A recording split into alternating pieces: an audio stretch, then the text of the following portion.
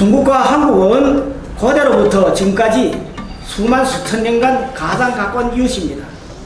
또 거의 비슷하거나 같은 이런 역사적 단계를 거치면서 영역을 같이 한 이웃입니다. 150년, 200년에 되는 근대사와 당대사를 돌이켜보더라도 그러합니다. 구체적인 사안에 대두하여 한중 간에 반복한 사례도 있지만 특히 한중 최근 10여 년 역사를 보게 되면 이제 티격태격 한중 간에 반복한 사례도 꽤나 있습니다. 한국과 중국은 모든 풍파를 이겨내고 서로 협력하여야 한다. 운명의 공동체임을 잊지 말아야 할 것. 네, 한국 전쟁을 여기서 우리가 한국 전쟁을 좀 그러면 이해를 좀 해야 될 것인데요. 그러면 중국이 한국에 대해서 굉장히 외교적인 관계를 그렇게 굉장히 중시하고 그렇게 했음에도 불구하고 왜 그러면 한국 전쟁에 왜 개입을 했느냐? 이때 우리 많은 한국 사람들이 그때 조선족 오염군이 한국에 들어와서 우리 굉장히 우리 동족 산장을 일으키지 않았느냐? 이렇게 이것에 책임을 돌리게 하지만은 그러한 민족주의적 정서가 굉장히 발달해 있는 우리 조선족들에게 전해지는 고국의 분열된 소식 그리고 또 전쟁의 소식은 조국애 또 민족애를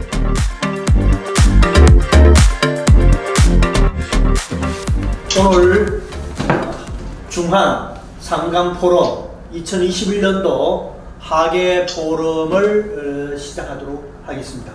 오늘 우리가 가진 큰 제목 왜 우리가 종합 포럼을 한중 포럼을 우리가 오늘 하느냐 하는 것은 최근에 정세가 한국과 미국 그 다음에 중국을 둘러싼 정세가 굉장히 험악한 지경에 와 있다. 그 가운데서 한국 내에서 최근에 중국에 대한 어떠한 무용론 필요 없다라든가 혹은 그것을 더 넘어서서 중국 혐오론 이런 것들이 지금 현재 판을 치고 있습니다. 저희가 볼 때는 굉장히 위험한 사고방식이다 이렇게 생각할 것입니다. 그래서 지난 100년 동안 근현대 100년 동안에 한국과 중국의 역사, 국제관계사, 국가 간의 관계가 어떻게 형성되어 왔는지를 한번 우리가 살펴보고 그것을 반성으로 해서 그 속에서 앞으로 지금 우리가 현재 나가고 있는 것이 잘 나가고 있는 건지 앞으로 우리가 어떻게 해야 될 것인지를 한번 돌아보는 시간이 필요하다 해서 근현대 한중 설린 우호 관계사의 고찰과 미래전망이라는 제목으로 오늘 저희가 포럼을 가지도록 하겠습니다.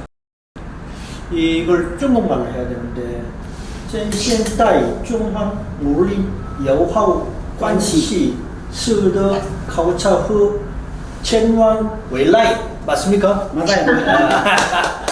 그 중국어 발음 괜찮아요. 괜찮습니다. 원래 꽃자수 제가 중국 사람인데 꽃이라서 원래 이제 옛날에 500년 전에 중국에서 왔어요. 곽씨 이거 족보에 보게 되면 네. 청나라 초기에 그 이제 청나라의 대신 10명이 네. 중국에 한국에 출장 왔는데 네. 그 뭐 장씨, 곽씨, 저 뭐 신씨 네. 뭐 이렇게 10사람인데 여기 와서 대동강에다 무대를 치고선만을 놀다가 하도 좋아가지고 돌아가긴 몰라다가 우리 여기 주저앉자 이래서 이 역개성이 여기에 생긴 거다. 그게 내가 족보 연구를 2년 했기 때문에 잘 알아. 그러니까 그게 역시 중국하고 한반도의 관계가 그렇게 밀접하게. 그러니까 이거는 뭔가 한국 사람들이 다른 의미를 그때 사대주의에 문제져가지고 네. 자꾸 자기의 정치를 중국에다 붙이는 그걸로 생긴 거지만 어쨌든 그런 관계가 어쩌면 10사람이 동시에 와가지고 동시에 주저앉은 거야. 그래서 그러니까 그 곽씨하고 신씨 뭐 장씨도 그렇습니까? 장씨 맞아요. 장씨도 있어. 장씨 뭐 이렇게 해서 10개성이 하여튼. 그래서 저희가 좀 노는 걸 좋아하는 것 같습니다. 네. 자, 오늘 우리 포럼의 개회를 위해서 우리 상당 포럼 중한상감포럼, 한중상감포럼의 대표이신 이 장경률 대표님께서 개회사를 해주시겠습니다. 예, 안녕하세요. 이렇게 만나니까 반가워요. 이제 코로나19 사태가 좀 수거들고 형시가 좋아지게 되면 더욱 좋은 마음을 할 수 있는데 오늘날 이 환경에서는 이처럼밖에 할 수 없으니까 아주 죄송합니다.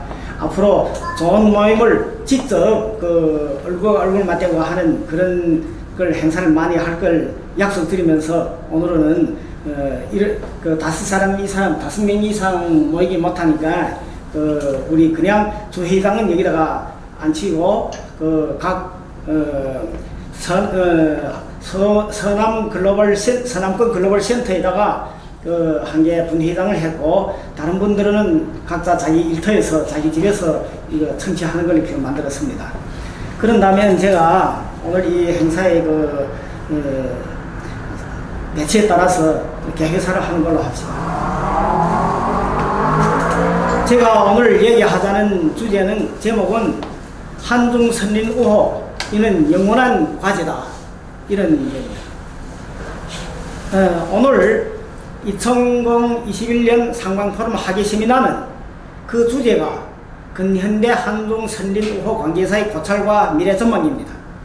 이제 방금 박재석 상임대표께서 얘기 계셨지만 아주 이런 주제를 가지고 한다는 것은 아주 현실적인 일, 또 더 길게 말한다면 심오한 일을 가지는 이런 주제라고 생각합니다. 이 주제를 둘러싸고 이제 상강포럼 상임고문이신 정인갑 교수님께서 근대사에 대해서 근대사를 둘러싸고 기도발제를 할 것이고 또 이제 상강포럼의 상임대표이신 곽재석 상임대표 원장님께서 근대사, 현대사, 당대사에 대한 기도발제를 할 것입니다. 이는 한 차례 풍부한 근현대사 공부가 될 것이라고 생각하면서 두 분에게 감사를 드립니다. 중국과 한국은 고대로부터 지금까지 수천 년간 가장 가까운 이웃입니다. 또 거의 비슷하거나 같은 이런 역사적 단계를 거치면서 영역을 같이 한 이웃입니다. 중국이 주변에는 23개 과격민족 역시 또 이런 나라가 있지만 그 가운데서도 중국과 한반도 역시 일명 조선반도라고 하는데요. 특히 그 어느 나라나 지역보다도 더 밀접하다고 저는 생각합니다.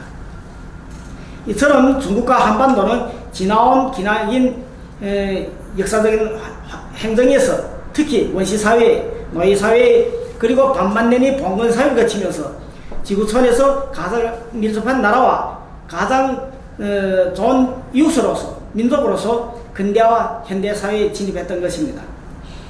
길게는 말고라도 우리는 흔히 지난 날에는 100년이라고 했는데 어제는 근 200년이 되거든요. 근 200년 150년 200년에 되는 근대사와 당대사를 돌이켜보더라도 그러합니다. 이제 중국과 한반도 일명 조선반도의 중대한 역사적 사건을 날이라서 그 사건들을 제목식으로 대소표를 만들어 보더라도 가히 알 수 있습니다. 우리 중국에서는 근대사를 1840년대부터 하는데요. 다시 말하면 1840년 그때에 제1차 아편전쟁 그리고 얼마 후에 제2차 아편전쟁으로부터 시작되는데요. 대영제국이 대포로서 중국이 국문을 열고 그 뒤를 따라서 서구 제국주의 열강들에 의해서 침략과 약탈이 시작되었습니다. 그래서 중국에서는 굴욕적인 100년의 역사, 지금은 150년 역사가 되는데요. 이렇게 중국의 근대사가 시작됐죠. 중국이 제국주의 열강들에 의해서 당하는 것과 거의 동시에 한반도, 일명 조선반도도 역시 마찬가지로 극도로 되는 유린을 당했습니다. 이 역사적 그래가지고 그때 역사는 이제 여러분들도 다 배워서 알겠지만은 이런 역사적인 전환 뒤에 이 역사가 봉건사회로부터 새로운 사회에 들어오는 이때 중국에서는 알다시피 서태화가 수렴천등을 하면서 표문 폐쇄 정책을 실시하고 또 한반도에서도 역시 고한 말기에 대원군이 대리 집정함의 고종 한계를 너무나 어리기 때문에 섭정해야 된다고 해가지고 하면서 역시 대국을 따라비어서 같이 그 폐쇄 정책을 한다고 했습니다. 이런 우리는 거의 비슷한 역사적인 단계를 겪게 되었거든요. 그 다음에 그 뒤를 이어서 중국에서는 태평천국농민기기가 일어났고 한반도에서는 동학농민운동이 이어졌습니다. 20세기에 들어서면서 한반도는 일본에 의해서 지역적인 한일 합방을 당하고 또 그때로부터 식민지로 넘어갔는데 중국은 또 제국주의 열강들에 의해서 중국이가 여기도 띄우고 저기도 띄었거든요. 짜리로시아의 근 100만 평방킬로미터에 되는 땅이 띄었고 또 홍콩이거나 그러지 않으면 마카오거나 이 지역도 땅을 띄었고 산동반도, 여동반도도 역시 다 열강들이 와서 여기 통치하는 이런 지역을 다 됐죠. 이러다가 역사가 20세기에 진입하면서 1919년에는 한반도에서는 위대한 3.1운동이 일어났고 중국에서는 역시 또 그 뒤에 이어서 그 해 오사운동이 일어났어요. 여러분들도 알다시피 중국에 계시는 분들은 중국의 오사운동이 그 역사적인 이유를 너무나 잘 알거든요. 이어서 중국에서는 송중산 선상이 영도하는 삼민주의를 골조로 한 우리의 역사에서 배웠지만 구민주주의 혁명이 일어났고 한반도에서도 역시 그처럼 열악한 환경에 일본이 그렇게 강하게 압박을 가하고 억압하는 그런 환경에서도 그게 굴하지 않고 국권을 지키고로서 몸부림치면서 전 나라적인 개화 운동을 했고 3.1 운동이 그 뒤로 해서 많은 운동들이 일어났어요. 특히 바다 건너 일본이 맹치유신을 거치면서 그것을 분기점으로 일본은 그 인력 서구에 붙어가지고 나라가 통일을 이룬 후에 인력 강대국으로 급부상했습니다. 그래가지고 역시 제국주의 열강이 하나에 속해가지고 중국이나 한반도를 병탄하는 제국주의 세력이 하나가 됐거든요. 그래가지고 역시 그때 일본은 한반도는 굴욕적인 한일 합방을 당했습니다. 이어지는 한반도와 중국의 전국적인 반일운동. 그러니까 중국의 그 전에는 처음에는 우리가 반일운동이거든요. 이 반일운동 그 후에 뒤를 이어서 한일전쟁 역시 동북지역을 시작해가지고 동북지역을 주요 무대로 하는 처음에는 한일전쟁이 시작됐거든요. 그래서 처음에는 중국에서는 77 로국의 사면부터 시작해서 8년 항전이라고 했는데 최근에 몇 해 전에 다시 고쳐가지고 1931년 9.18 사변을부터 시작해서 역시 항일전쟁이라고 하거든요. 그래서 많이 늘어났습니다. 그것도 역시 동북항일연군에 하던 우리 조선도 항일 투사 그분이가 중국에다 제기를 해가지고 항일전쟁을 한 시기를 앞당겼거든요. 이렇게 중국과 한반도는 어깨겠고 항일을 일제하게 됐습니다. 이러다가 1945년도에 2차 세계대전이 결束되면서 중국은 항일전쟁을 기본으로 하는 반파시오 전쟁의 승리를 이룩했고 한반도도 일제의 식민통치에서 벗어나는 위대한 광복을 이룩하게 되었습니다. 이는 역사는 이렇게 분명하게 기록되어 있는 것입니다. 당대에 진입하면서 일본이 패망하고 2차 세계대전이 끝나게 되었습니다. 세계는 평화와 안정 속에서 국태민안이 이런 아주 좋은 태평성대를 이루는 이런 전쟁이 없는 시기를 이룩하는가 이렇게 모두 갈망했고 또 이렇게 하는가 생각했는데 그것이 아니었습니다. 세계는 특히 미국과 소련을 중심으로 하는 공산진영과 자유민주진영으로 나뉘었거든요. 그리고 이데올로기 다시 말하면 이념 투쟁을 한다 해가지고 주로 강대국들이 패권을 위한 진영 싸움으로 휘말리게 됐던 것입니다. 이런 새로운 역사적인 소용돌이 속에서도 중국에서는 중국공산당이 인도하는 시민주의 혁명이 승리를 거뒀고 1949년 10월 1일에 중화인민공화국이 창건되었습니다. 또 한반도에서도 역시 미소가 주도로 하는 38선을 휘우로 해서 그 후에 남과 북이 갈라졌거든요. 그리고 분단됐는데 그 분단된 그때로부터 이미 오늘날까지 지속되고 있습니다. 그렇지만 1945년 8월 이후 남서는 광복을 맞이하게 되고 그 후에 미국의 신탁 통치가 있었고 또 그 전에 일본의 영향을 많이 받고 일본이 식민지로 된 그것도 있겠지만 그런 걸 계속 개성해서 한국에서는 자유민주주의 이런 국가 체제를 선택했던 것입니다. 그래서 대한민국이 창립되었습니다. 역사는 항상 공정하고 객관적입니다. 중국에서는 다민족이 민주주의 공화국의 성립과 더불어 또 한반도에서는 자유민주주의 대한민국이 성립되었고, 이런 저는 오늘날에 생각하는데 중국에서 중국 공산당이 영도하는 다민족이 민주주의 공화국을, 중화인민공화국을 선택한 것과 한국에서 자유민주주의 이런 대한민국을 설립하고 이걸 선택한 것은 모두 역사의 필연이고, 또 그 나라의 주류 민심이고, 또 그 나라 주류 국민들이 선택한 국가 체제라고 생각합니다. 이런다고 할 때 우리는 이건 그 누구도 부정할 수 없는 역사적인 사실이고 그 누구도 막을 수 없는 현실이라는 거예요. 저는 이렇게 생각합니다. 그렇기 때문에 그 어느게든지 간에 존재한다면 존재하는 그 필연성이 있거든요. 나라 본심도 역시 그 필연적인 결과고 필연적인 산물이다. 역사의 그 추세다. 저는 이렇게 생각하고 있거든요.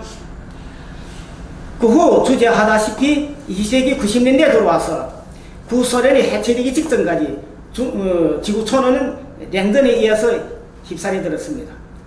중국과 한국도 역시 마찬가지로 1992년에 수교하기 전까지 근 50년대까지 그 안에 물론 50년대 초에 불유쾌한 한국전쟁이 있었지만은 또 중국에서는 중국인민지원군이 그 항미 원조 보가유국이라는 이런 걸 해가지고 미국이 한격해서 지원군이 나와서 싸움에 이렇게 있었거든요. 이런 3년간의 불유쾌한 이런 역사가 있지만은, 그러나 이거는 역사는 역사고 역사의 수레바퀴는 그런다고 해서 멈춰서지는 않았습니다. 이런 불쾌한 역사가 있지만 그 어간이 70년간에는 우리가 중국하고 한국이 거의 단절된 상태에서 서로 양홍이 없다나니까 이거는 우리가 이해할 수도 있고 또 이렇게 적을 수밖에 없다고 생각합니다. 그렇지만 이 70년간에 중국도 비약적인 발전을 가져왔고 한국도 큰 발전을 가져왔습니다. 이를테면 오늘날 중국은 오늘 이제 며칠 있으면 중국은 중국 공산당이 창건된 백돌선 1921년 7월 1일에 상해에서 중국 공산당이 창립되고 그 후에 가열처절한 국내 전쟁이나 투쟁을 거쳐서 결국은 이제 며칠이 되게 되면 중국 공산당이 창립한 백돌선 맞게 됩니다. 또 중국에서는 이제 28년이 지나게 되면 2049년이 되게 되면 중화인민공화국 100년을 맞이하게 되거든요. 위대한 중화 꿈을 이루고도 지금 중국에서는 이 두 개 100년을 계기해가지고 시진핑 총서기가 주석이 제기한 위대한 중국모 이걸 실현하기 위해서 지금 신주대지는 고려하고 있습니다. 그렇다면 한국의 역사 발전도 역시 비약적인 것입니다. 더 길게는 말고라도 지난 세기 하반년 한강의 기적을 이룩하고 88 올림픽을 통해 가지고 한국은 전 지구촌에서 한국의 존재를 과시하고 또 그 발전상을 세계에 나타냈던 것입니다. 그때부터 한국이라는 이 거룩한 형상은 전 지구촌에서 그 어느 때보다도 높이 보는 이런 나라 형상을 냈거든요. 그래서 지금도 10위권에 오르내리는 선진국으로 한국은 도약하고 있습니다. 이에 토대해가지고 새로운 시대적 발전과 부흥을 위하여 오늘도 중국도 그렇고 한국은 한국대로 같이 함께 또 서로 보완하면서 영투림하며 새로운 비상을 이룩하고 있다고 저는 생각합니다.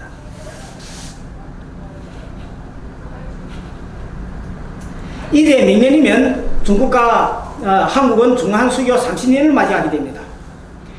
이 중한수교 30년을 계기로 해가지고 금년 연초에 시진핑 주석하고 한국의 문재인 대통령은 전화통화를 해가지고 지금부터 시작해서明年까지 중한 친선이 해, 우리 말하는 멀링유호 이런 해로 정하고 정략적 동반자 관계를 가해성 발전시키며 공동이 부흥하고 발전하는 이런 새로운 시대를 맞이하다고 이렇게 합의했습니다. 이런 것만큼 지금 중국에서는 중한수교의 이런 해를 맞아가지고 많은 행사들이 지금도 진행되고 있는데 심양이거나 그러지 않으면 상해거나 그러지 않으면 심천, 광주 이 지역에서는 이런 행사들이 많이 지금 진행되고 있는 중입니다. 특히 청도에서도 많이 진행되고 있다고 들었거든요. 특히 오늘날 전 세계는 전례 없는 격변기를 맞이하고 있습니다. 특히 그 미중의 코로나19 사태를 겪고 나서 포스트 코로나 이번에 코로나 사태를 이긴 후에 전 세계에는 기필코 새로운 지각변동을 일으켜 정치적인 지각변동, 경제적인 사회적인 지각변동을 일으키라고 저는 믿고 있습니다. 또 그렇게 될 것입니다. 더는 이 지구촌은 한두 개 나라 냉전 시기에 미국하고 소련이 뭐 자우지하고 뭐 두개 진영을 일으키던 진영을 만들어 가지고서 싸우던 그런 역사가 되풀이 되지 않으리라고 저는 생각합니다. 왜? 지구촌은 더는 한두 개 나라가 좌지우지하던 이런 나라가 이런 시대가 아닙니다. 지구촌은 어제는 다원화, 다각주의, 다원주의, 다도주의 이런 시대에 들어섰다는 것입니다. 이러고 점차적으로 어제는 지난 17세기가 프랑스의 문해 부행의 시대였고 19세기가 영국이 대영제국이 이런 시대였다면 20세기는 미국 시대라고 그렇게 말하지만 그런다면 그 중심과 어제는 점차적으로 서구로부터 시작해서 아시아로 중심으로 전이하고 있다고 저는 생각하고 있거든요. 그런다면 동아시아 특히 동북아 지역은 세계 다른 한 개의 중심축으로 된다고 생각합니다. 이 중심축으로 되는 이 시대에 이를테면 유럽이 한 개 축이 되고 미국을 중심으로 된다거나 그러지 않으면 동남아도 역시 또 굴비하고 있고 또 남아메리카, 남미주 거기에서도 지금 한 개 중심으로 된다고 이렇게 하고 있거든요. 이렇게 다원화, 다다주의로 가는 이거는 역사 발전이 추세고 다시 냉전을 만든 데가 냉전이 되는 것이 아닙니다. 최근에 개별적인 나라들이 옛날에 그걸 다시 꿈꾸면서 몇 개 소수의 나라를 기업해 가지고 새로운 냉전을 시작하자고 하는데 이거는 저는 생각하건데 역시 한 개의 망상이 지나지 않고 역사의 수레바퀴를 역행하는 그런 행위라고 생각합니다. 저는 기필코 그 어떤 이런 개별적인 나라들이 만드는 이런 게가 성사되지 않을 것이라고 저는 생각합니다. 그렇기 때문에 중국과 한국은 선진 우호 관계를 시대적인 흐름에 알맞게 새로운 차원에 승화시키는 것이 우리 또 공동한 번영과 발전을 이룩하는 것이 우리 중국과 한반도의 물론 북도 있지만 특히 한국이 여기에 국민들이 기본 주류 민심이고 또 기본적인利益 소재라고 저는 생각합니다. 그렇기 때문에 저는 또 이렇게 기필코 되리라고 믿습니다. 중한 선진 우호 지난날에도 그랬고 지금도 그렇습니다. 또 앞으로도 우리들에 의해서 그렇게 될 것이라고 생각합니다. 우리들이 중한 선진 우호 앞으로 우리들이 공동하게 지향하고 있는 번영과 부흥은 또 이 목표는 반드시 달성되어야 합니다. 또 우리 이 목표는 기필코 달성될 것이라고 믿습니다. 이상입니다. 네. 감사합니다.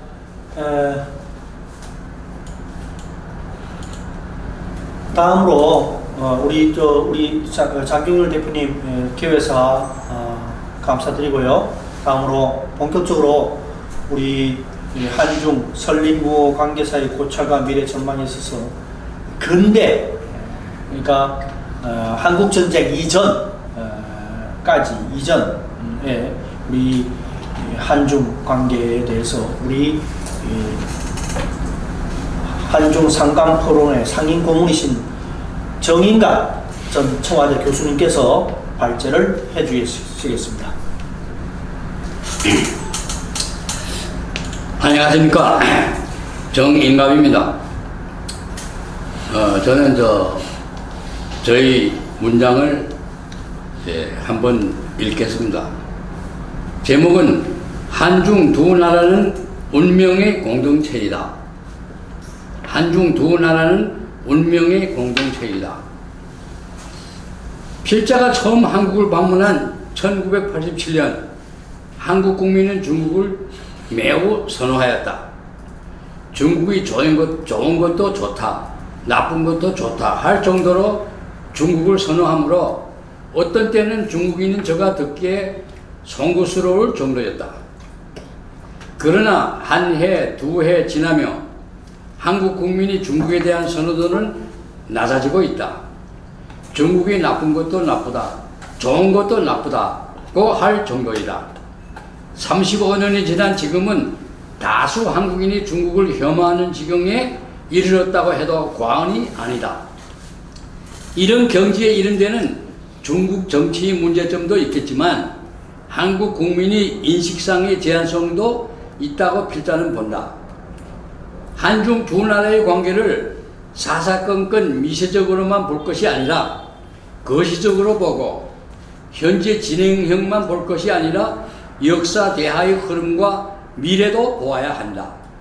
두 나라의 관계를 거시적으로 역사적으로 보면 떼려고 해도 뗄 수 없는 관계이며 운명의 공동체이다. 이 문제를 아래 세 개의 테마, 근대사는 역사적 공동체, 현대사는 협력적 공동체, 미래사는 전략적 공동체로 이야기해 보는다. 역사적 공동체, 협력적 공동체, 전략적 공동체. 1. 한중 두 나라의 근대사는 역사적 공동체였다. 한국과 중국은 지리적으로 인접되어 있고 역사 발전 상황이 비슷하며 일어난 사건도 비슷하고 그에 대처하는 방법도 비슷하다. 그러므로 두 나라는 역사적 공동체라고 말할 수 있다. 2000여년간의 역사가 그러하였지만 특히 근대의 역사는 더욱 비슷하다. 아래 한국과 중국의 근대사를 대비하여 보는다. 중국은 1840년 제1차 아편전쟁으로부터 1919년 오사운동 전까지를 근대사라고 한다. 같은 시기에 한국은 1894년 3월 동학당 농민혁명이 폭발하였고 중국은 5년 후인 1899년 10월 의화단 농민혁명이 폭발하였다. 한국은 1919년 3월 1일 3.1 운동이 일어났고 중국은 두 달 후인 1919년 5월 4일 5.4 운동이 일어났다. 서로 영향을 준 것도 아닌데 왜 거의 같은 시기에 한국과 중국에서 거의 같은 혁명이 일어날 수 있었는가? 역사가 비슷하기 때문, 즉 역사적 공동체이기 때문이었다. 19세기 하반기부터 한국과 중국은 다 같이 대내로는 봉건사회 말기 부패무능한 정치에 직면했으며 대외로는 서구 열강의 침략과 분할에 직면하였다. 이러한 같은 사회 배경하에 비슷한 역사 사건이 일어날 수밖에 없다. 사회 존재가 사회 이식을 결정하기 때문이다. 이모 곤란과 갑신정변 이후 민씨 정권과 고종은 새로운 국면을 모색했지만 급격하게 변화하는 동북아시아 정세에 효과적으로 대처하지 못해 혼란은 점차 가중되었고 전국 곳곳에서 반봉건 반외세의 기치를 내건 밀란이 끊임없이 이어졌다. 급기야 그것은 1894년 3월 동학혁명을 유발하여 광과 농민 사이의 전면전으로 발전하였다.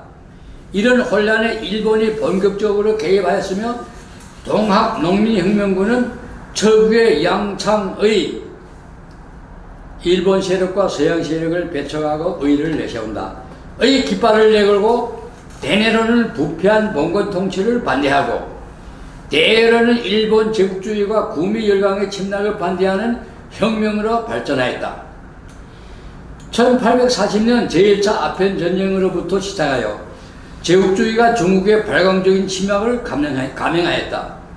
부패에 무능한 청정부는 이에 효과적으로 대처하지 못하여 전국 곳곳에서 반제 반봉건의 운동이 우후죽순으로 일어났다. 이러한 민족의 위기에 직면하여 1899년 10월 중국의 산동성에서 당시 농민의 혁명운동인 이화단 혁명이 폭발하였다. 한국의 동학당 농민혁명이건 중국의 이화단 농민혁명이건 모두 반외세에 역점을 두었으며 또한 외세의 군력에 의하여 진압되었다. 1911년 한국은 일본에 병탄되었다.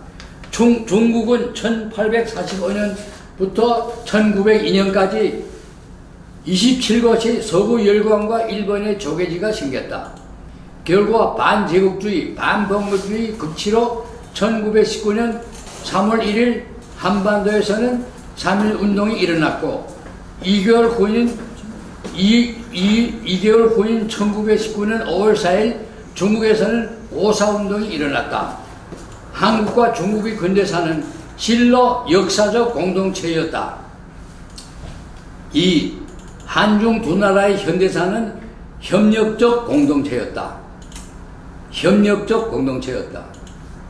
중국은 1919년 5.4 운동으로부터 1949년 9월 말까지를 현대사라고 한다. 이거의 근대사, 현대사 이 분할이 한국과 중국이 조금 밸런스가 맞지 않는데 요거는 크게 상관이 없다고 봅니다. 한중 두 나라의 현대사를 필자는 협력적 공동체라고 말하렵니다. 위에 말한 근대사는 서로 영향을 끼치지 않았지만 비슷한 역사 사건이 일어난 데 반해 현대사는 한중 두 나라가 서로 협력한 역사이기 때문에 이렇게 말하는다. 1910년 일본이 한국을 병탄한 이후 대량 파산한 한국 국민이 중국으로 이주하였으며 따라서 많은 애국지사, 우국지사가 중국에 가서 독립운동을 진행하였다. 중국은 독립을 쟁취하고자 하는 한국인이 전장이었다. 독립운동을 독자적으로 진행한 것이 아니라 중국 정부 또는 중국 국민이 도움을 받으며 하였다. 동북 삼성에서는 아예 중국인과 함께 항일 무장무대를 모어 싸웠다. 김군을 수반으로 하는 대한민국 임시정부는 정신적, 물질적으로 중국 정부의 도움을 받았다. 광주 기의에 수십 명의 한국인이 참가하여 희생하였으며 광주에 그들을 기리는 기념비가 세워져 있다.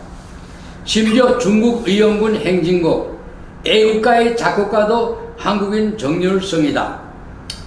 후에 정률성은 중국 소수민족으로 되어 있지만, 중국 조선족으로 되어 있지만, 그 이영군 행진곡을 작곡할 당시에 정률성은 애누리 없는 한국인이었습니다. 한중 두 나라의 현대사는 서로 협력의 공동체임은 너무나 명백한 사실이다. 3. 한중 두 나라의 미래사는 전략적 공동체일 것이다. 2차 대전 이후 한국은 광복되었고 중국은 사회주의 체제, 한국은 자본주의 체제로 되었다. 따라서 세계는 냉전 체제로 진입하였다. 그리하여 한중 두 나라는 40여 년간 교류가 단절되었다. 일본은 2차 대전이 패전국이지만 이내 미국이 동맹국이 되어 전성국 행세를 하며 저희들이 저지른 침략 조행을 인정하지도 반성하지도 않는다. 동북아 3국, 중국, 한국, 일본의 앞으로 펼쳐질 관계를 중국의 모 권위학자는 중국 삼국 시대의 위오촉 삼국의 관계에 비유하였다. 일본은 미국이 군사 동맹국이므로 최강의 나라 위에 맞먹고 중국은 두 번째 강국 오에 맞먹으며 한국은 가장 약소국 촉에 맞먹는다. 어떤 사람은 한국도 미국과 동맹국이 아닌가 라고 말할 수 있겠지만 만약 일본과 한국 간 군사 충돌이 일어나면 미국의 태도는 일본의 편에 설 것이 당연하다. 중국 삼국시대의 역사를 보면 오와 촉이 연합하면 승리하고 반목하면 패배한다. 오와 촉은 연합하여 승리를 거둔 적도 있지만 근시안적으로 반목하여 패배한 예가 더 많다. 그러므로 중국의 전략가들은 한국과의 연합을 기본 정책으로 삼아야 한다고 주장한다. 구체적인 사안에 대두하여 한중 간에 반목한 사례도 있지만 특히 한중 최근 10여 년 역사를 보게 되면 이제 티격태격 한중 간에 반목한 사례도 꽤나 있습니다. 전략적으로는 항상 쉽게 풀리고 연합의 방향으로 전환하기에 애쓴다. 그 사이에 한중 간에 티격태격 많이 마찰이 있었지만 결국은 큰 애로 없이 해결해 나가며 서로 협력 관계를 유지하여 왔습니다. 현재 진행형을 보면 한국은 중국이라는 대국의 옆에서 많은 이익을 챙겨왔으며 앞으로도 계속 챙겨나가야 할 것이다. 중국과 연합하면 승리하고 반목하면 패배한다는 관념을 고쳐야 할 것이다.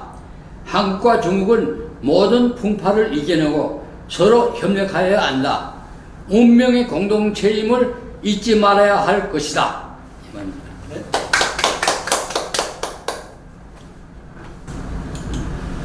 네, 조인각 교수님, 사진이 많이 나왔을 때 우리 조인각 교수님이 말씀하시는 것은 귀에 쏙쏙 들어와서 아주 숨이 상고한다. 앞에서 하셨던 말씀과 뒤에 하셨던 말이 그냥 맥이 쫙 이어져서 아주 재미있게 듣는 기회가 되었습니다.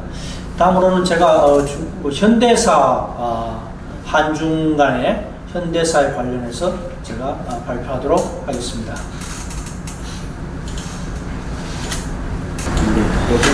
예, 한중 현대 관계사. 저는 한중 현대 관계사를 어두운 길을 함께 걷는 동지, 이렇게 저는 생각합니다. 한번 우리 장 대표님께서 중국말로 한번 읽어 주시죠. 中韩现代关系一起走在黑暗道路上的同志. 네. 아주 재밌어요. 네. 우리 앞에서 우리 전인각 교수님 말씀해 주셨지만은 우리 근대사 시작할 때 우리 중국과 한국은 그야말로 반봉건, 그 다음에 반제국주의의로 탄생이 됐다. 그래서 지난 100년 동안 너무나 같은 길을 함께 걸어왔다. 그 제국주의를 이겨내고 또 파쇼를 이겨내고 또 우리 봉건주의를 이겨내고 하는 과정을 함께 겪어왔고 또 그 과정을 이겨나고 난 다음에 또 지난 40-50년 동안 오로지 국가 발전을 위해서 다른 것 다 빼고 어떤 이익층이나 국가 권력층이나 혹은 어떤 돈 많은 어떤 부유층이를 위해서 국가를 운영하는 것이 아니고 인민들의 복지를 위해서 열심히 국가 발전을 위해서 두 나라가 노력해왔다 하는 점에는 너무 같은 길을 걸어왔다 생각합니다. 그래서 어려운 길을 함께 걸어온 동지와 같은 나라다 이렇게 생각할 수 있을 것입니다.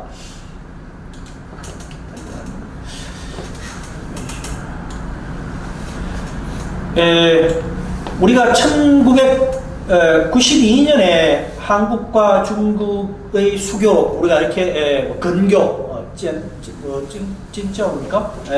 수교 역사를 우리가 얘기하는데 사실은 우리가 현대사를 돌아보면은 한국과 중국이 이미 120년 전에, 120년도 전에 같이 함께 수교해서 더 큰 발전을 이룰 수 있는 기회가 있었었다. 그러나 그 기회를 아깝게 우리가 놓쳐버린 것이 아니고 제국주의의 침탈에 의해서 잃어버리게 되었다 하는 이것을 우리가 말씀드리고 싶습니다. 아까 말씀하신 1894년에 우리가 우리 아시아에서 가장 종주국, 가장 큰 국가라고 생각했던 청국이 청일 전쟁에 의해서 무너져버리고 1890년대 후반부터는 이제 우리로 조선이라는 나라는 더 이상 기댈 곳이 없는 그런 입장에서 이제는 중국의 유교를 버려야 한다. 우리가 독립해야지 나라가 산다. 개혁하지 못하면 일본에 망한 천국처럼 우리도 망할 것이다. 이런 개화운동이 시작되었습니다. 이러한 와중에 대한제국이 시작이 되고요. 1899년에 역사에 따르면 한국과 청국 간의 통상조약이 체결되었습니다. 그리고 한 3년 후인 1902년에 우리 대한제국이 중국의 상주 외교관을 파견했습니다. 이런 와중에 1904년에 러일 전쟁으로 일어나서 한반도 우리 조선반도는 군사적으로 일본에 점령이 되어버리고 바로 1년 후에 을사조약으로 대한제국이 외교권을 상실해 버립니다. 그 5년 후에 대한제국은 더 이상 이 지구에서 존재하지 않는 그런 나라가 되어버렸습니다. 한일 합방이 되어버렸죠. 그 1년 후에 중국에서는 신해 혁명이 일어나고 봉건주의를 타파하고 동아시아 최초의 공화정이 건설됐습니다. 이런 혼란기에서 우리가 1899년도에 한천통상조약이 제대로 이루어질 수 없는 그러한 역사적 문명에 우리가 처할 수밖에 없었다, 이렇게 얘기할 수 있을 것입니다. 그럼에도 불구하고 이제 우리가 이러한 상황에서 우리 대한제국은 한일 합방되어서 나라를 잃어버리고 중국은 이제 신의 혁명을 통해서 새로운 체제를 또 만들고, 그래서 우리가 한국과 중국의 그때 당시에 공통된 목표는 구체제에 대항하는 근대화 세력으로서의 민중을 통해서 우리 외세에 의한 개혁이 아닌 자체의 개혁, 우리의 힘에 따른 근대화 개혁이 필요하다 하는 것이 우리의 공통된 목표였다, 이렇게 볼 수 있을 것입니다. 태평양 전쟁 이전, 1945년 태평양 전쟁 이전은 우리가 반봉건주의, 반제국주의 척결이 공통된 목표였고, 태평양 전쟁 이후에는 국가 건설, 즉 그러니까 인민의 생존과 국가 발전이 공통된 한국과 중국의 목표였다, 이렇게 볼 수 있을 것입니다.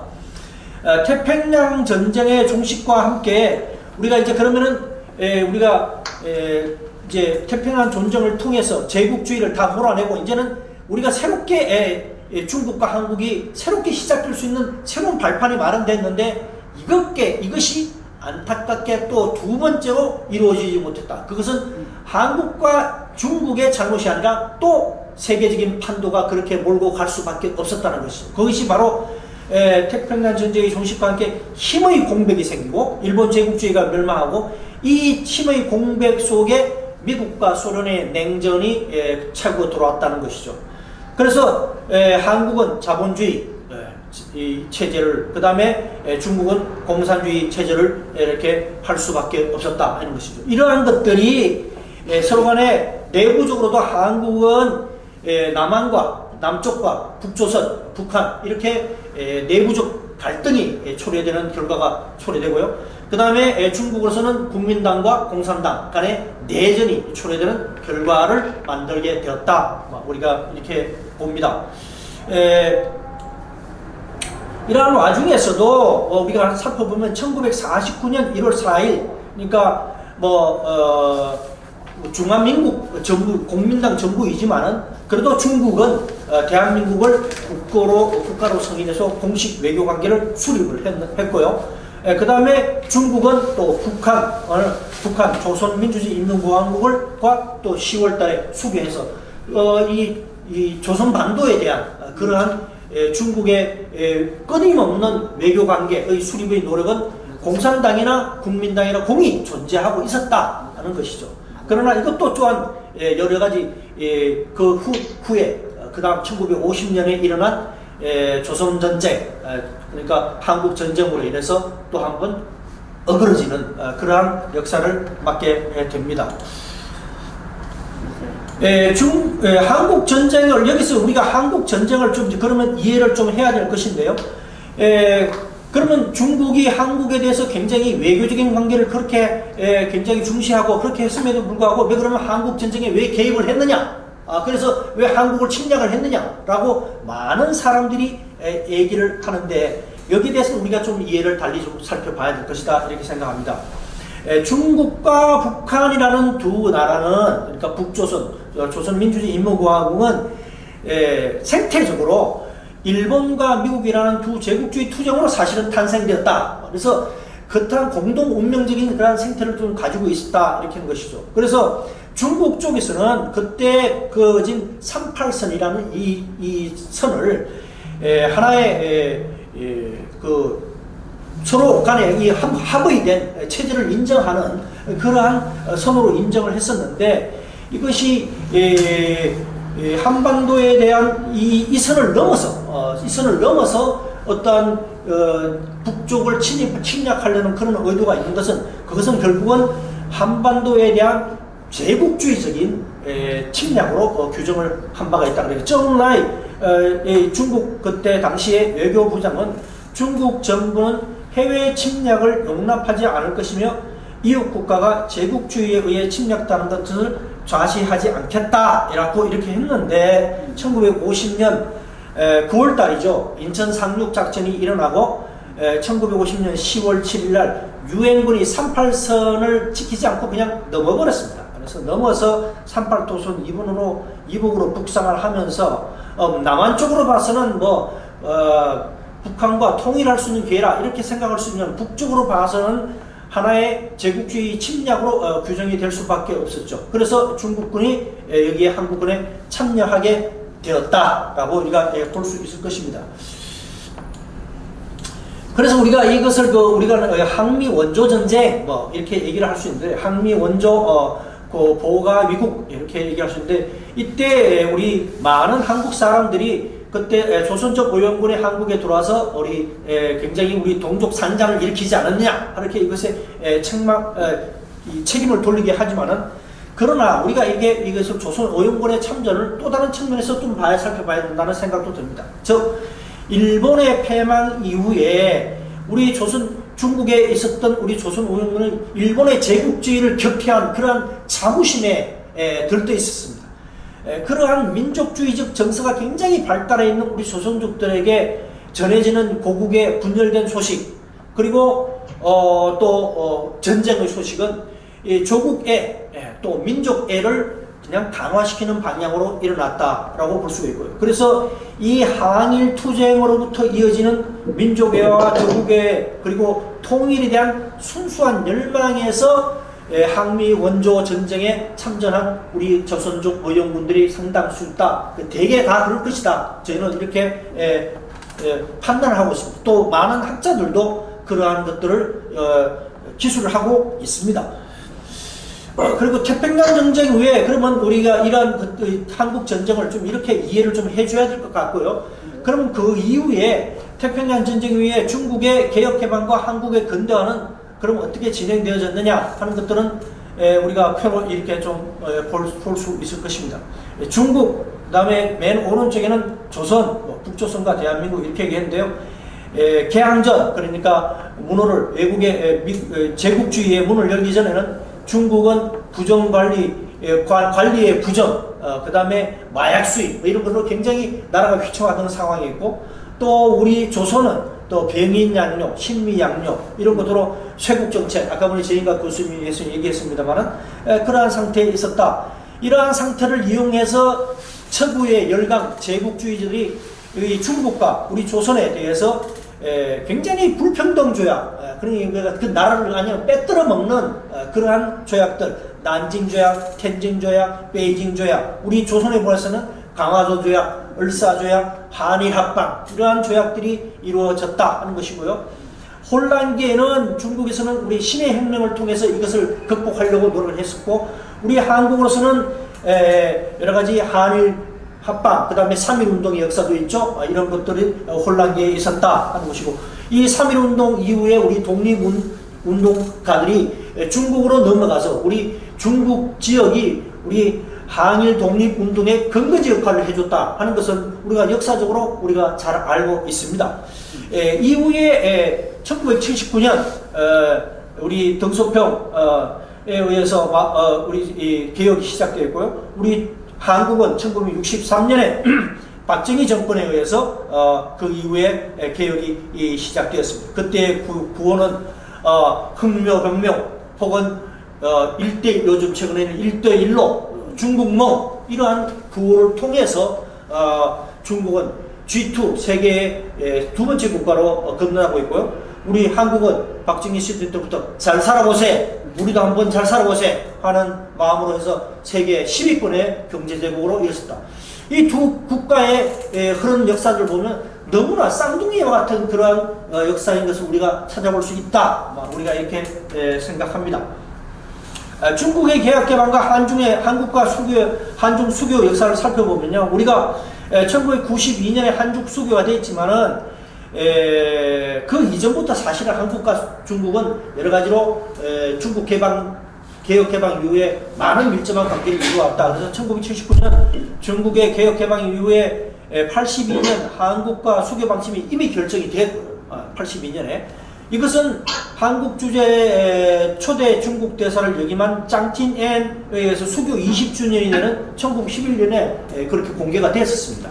이미 82년에 한국과는 수교해야 되겠다라는 방침이 결정되었습니다. 그럼에도 불구하고 이러한 것이 좀 지연이 됐는데 결국은 100년 전에 있었던 그러한 것들이죠. 그래서 냉전이나 두 개의 한국 또 하나의 중국 문제로 이러한 수교가 지연됐다 하는 것이죠. 이것을 우리가 극복을 해야 된다 하는 것이죠. 냉전 체제를 극복해야지만 우리가 본격적인 한중 관계가 정상적인 관계를 이룰 수 있지 않겠냐 하는 것이죠.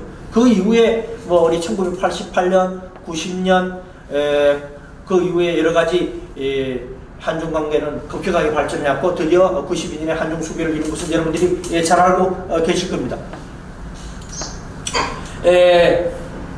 1992년에 노토우 대통령이 중국과의 설린 우호 관계를 올렸고요. 1998년 6년 후에는 장쩌민 주석과 김대중 대통령 간의 설린 우호 관계를 청산하고 협력적 동반자 관계라는 것을 만들었고요. 그 다음에 2003년에 노무현 대통령 방중, 그 다음에 2005년에는 후진타오 주석이 한국에 답방을 했고요. 2007년에는 한중 교류회가 지정이 됐습니다. 2008년에는 이러한 관계들을 이용해서 이명박 대통령 때는 전략적 동반자 관계로까지 우리가 올라갔다. 그래서 2013년에는 박근혜 대통령이 중국을 방중해서 시진핑 주석과 함께 한중 미래 비전, 우리 한국과 중국이 어떻게 앞으로 더 나아갈 것이냐 하는 미래 비전을 발표를 하고 2015년에는 세계 반파시스트 전쟁, 그러니까 성전 70주년 행사에 박근혜 대통령이 참석해서 그야말로 돈독한 한중 관계에 이루어왔는데 이것이 불과 2년 후인 2017년 3월 7일에 사드 문제로 지금 이것이 현재 한국과 중국 관계의 굉장히 지금 냉전에 그래서 이것이 결국은 우리가 1945년 이후 아니면 그 전까지 우리 이 한반도를 둘러싼 제국주의적인 그런 힘들이 여전히 아직도 한국과 중국 간의 관계를 멀게 만들어내고 있는 요인이 되고 있다. 이 관계를 극복하지 않고서는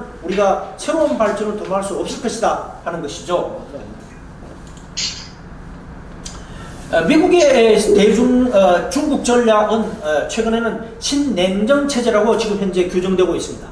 냉전 체제는 벌써 30년, 40년 전에 끝났는데도 이런 새로운 냉전 체제가 지금 형성되고 있다 하는 것이죠. 바이든 행정부는 공공연히 중국을 적 혹은 경쟁국으로 규정하고 한미 동맹을 복원하고 있습니다.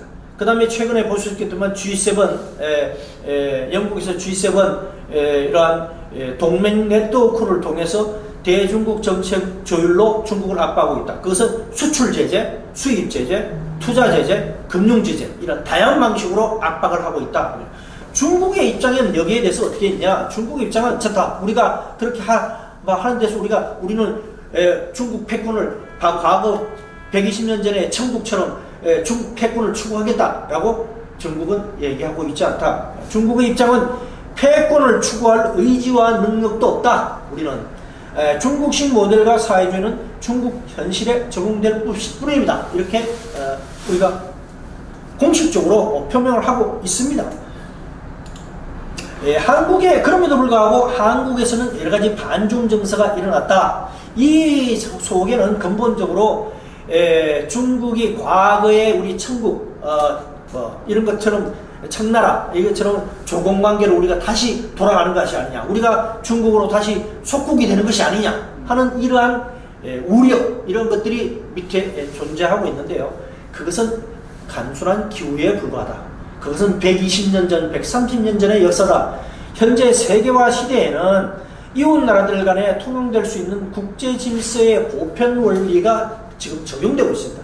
이것이 적용돼야 되고 그 다음에 서로 간의 이웃 나라의 주권을 서로 간에 인정되어질 때 공정한 국제관계가 형성되고 있다 하는 것은 그것은 국제관계의 기본적인 원칙이다 하는 것이죠. 지금은 물론 힘이 센 나라도 있고 작은 나라도 있지만은 그 주권은 우리가 명백하게 존중해주고 또 지켜주는 것이 현재 세계화된 오늘날의 나라다, 판도다, 이렇게 우리가 볼 수 있을 것입니다. 결국은 한국과 중국의 수교가 내년이 되면은 이제 수교 30년이 됩니다. 굉장히 즐거운, 우리가 축하를 해야 되는 이러한 상황임에도 불구하고 반전이 일어나고 있다. 새로운 4대주의, 4대가 중요하다라는 그런, 그래서 우리가 옛날에 우리가 미국 일부에서는 미국을 중심으로 해서 우리가 힘을 합치면 그러한 것들을 다 이겨내고 우리가 잘 될 수 있다, 이렇게 생각하고 있는데, 이것은 바로 120년 전에 숭명 반청, 그 다음에 숭청 반외세의 위정책사론하고 똑같다는 사고방식이다. 결국은 큰 나라에 기대가지고, 한쪽에 큰 나라만 기대가지고 대한민국은, 우리 조선반도는 결국은 망할 수밖에 없었다라는 것을 우리가 앞에서 말씀하신 우리 정인덕 교수님께서도 우리의 역사를 통해서 우리가 얘기를 해줬고, 또 우리의 역사가 그것을 여실히 증명을 해주고 있다는 것이죠. 그래서 이제 우리 조선반도, 우리 대한민국은 이제는 어떠한 4대의 정신을 벗어나서 어떠한 4대를 선택을 강요받는 나라가 아니라 선택받을 수 있는, 선택을 할 수 있는 나라가 되어야 된다라고 생각합니다. 그래서 한국의 외교는 어느 나라의 한쪽에 기대서 하는 것보다도 한국의 외교는 좀 더 유연성을 좀 가지고, 다자주의 가치를 가지고 한중 관계의 핵심 사안을 어떤 가치와 한미 동맹, 이것으로 절대 바꿔서는 안 된다는 것이죠. 한반도에서의 평화에서의 중국의 역할, 이것은 우리가 소홀히 해서는 절대 안 된다. 또 한중 무역, 그러니까 한국과 중국 간의 무역은 아직도 25%, 3%, 30%가 중국 간의 무역이 일어나고 있다. 한국 전체에 만들어내는 부에. 그래서 한중 무역의 중대성을 아직도 인식해야 된다. 우리가 중국을 벗어나자, 중국을 필요 없다라고 했는데, 탈중국과 이것이 과연 현실적으로 가능하냐라는 것은 가능하지 않다. 바이든 행정부조차도 우리는 동맹들에게 우리 아니면 중국을 선택하라고 강요하지는 않겠다고 천명하고 있다. 그래서 이것은 명백한 현실인 것을 인정하고 있다. 바이든 행정부조차도 하고 있다. 저는 이렇게 생각합니다. 그래서 한국과 중국의 앞으로 미래를 전망할 때, 한국은 이제 다시는 19세기 제국주의 역사를 되돌아보고 미국과 중국 가운데 어느 한쪽을 일방적으로 선택하는 조급하고 어설픈 일반적 평성은 매우 위험하다는 것을 직시해야 한다. 미국뿐만 아니라 중국도 포함해서 양국의 이익을 적극적으로 받아들임으로써 오히려 일반의 요구를 거절하는 부담을 줄여나가는 이중편성, 양쪽을 잘 활용할 수 있는 그러한 적극적인 지혜, 이것을 영어로는 파지티브 해징이라고 합니다. 적극적 해징을 하는 전략이 필요하다, 이렇게 생각을 합니다. 자, 이로써 오늘 제 발언을 마치도록 하겠습니다. 감사합니다. 자, 오늘 저희 발제에 대해서 혹시 우리 토론에 참가하시는 우리 선생님들, 토론 발제에 있으시는 우리 정인덕 교수님과 또 우리 상경일 대표님, 또 저한테 질문과 토론 하신 말씀 해주시면 감사하겠습니다.